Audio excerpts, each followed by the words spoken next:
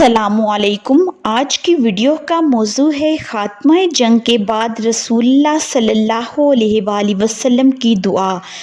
احد کے روز میدان جنگ سے جب مشرکین واپس مکہ چلے گئے تو آپ صلی اللہ علیہ وآلہ وسلم نے صحابہ کرام رضی اللہ تعالیٰ عنہ سے فرمایا کہ میرے پیچھے صفیں باندھ لو، میں اپنے رب سے ذرا ثنا کروں۔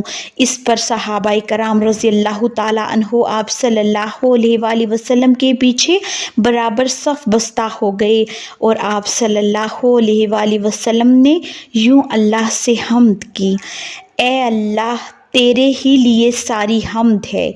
اے اللہ، جس چیز کو تو کشادہ کر دے اسے کوئی تنگ نہیں کر سکتا، جس چیز کو تو تنگ کر دے اسے کوئی کشادہ نہیں کر سکتا، جس شخص کو تو گمراہ کر دے اسے کوئی ہدایت نہیں دے سکتا، اور جس شخص کو تو ہدایت دے دے اسے کوئی گمراہ نہیں کر سکتا، جس چیز کو تو دے دے اسے کوئی روک نہیں سکتا، جس چیز کو تو دور کر دے اسے کوئی قریب نہیں کر سکتا، اور جس چیز کو تو قریب کر دے اسے کوئی دور نہیں کر سکتا۔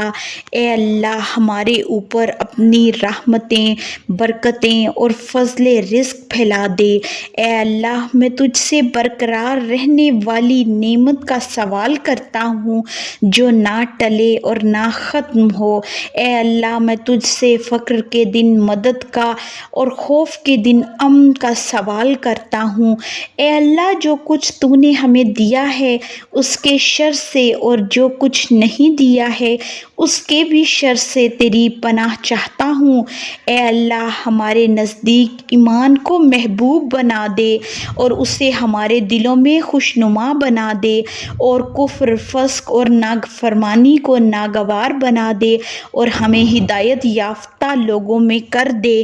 اے اللہ، ہمیں مسلمان رکھتے ہوئے وفات دے اور مسلمان رکھتے ہوئے زندہ رکھ، اور رسوائی اور فتنے سے دوچار کیے بغیر صالحین میں شامل فرما۔ اے اللہ، تو ان کافروں کو مار اور ان پر سختی اور عذاب کر جو تیرے پیغمبروں کو جھٹلاتے اور تیری راہ سے روکتے ہیں۔ اے اللہ، ان کافروں کو بھی مار جنہیں کتاب دی گئی۔ یا الہی الحق۔ دعا مسند احمد اور بخاری سے ماخوذ کی گئی ہے۔ کل کی ویڈیو میں ہم رسول خدا صلی اللہ علیہ وآلہ وسلم کی مدینہ رخصتی کے بارے میں بات کریں گے۔ ویڈیو کو اینڈ تک دیکھنے کا بہت شکریہ۔ اگر آپ کو آج کی ویڈیو پسند آئی ہو تو لائک، شیئر، کمنٹ اور سبسکرائب ضرور کریں اور گھنٹی کے نشان کو دبائیں تاکہ آپ کو آنے والی ویڈیوز کی نوٹیفیکیشن بر وقت ملے۔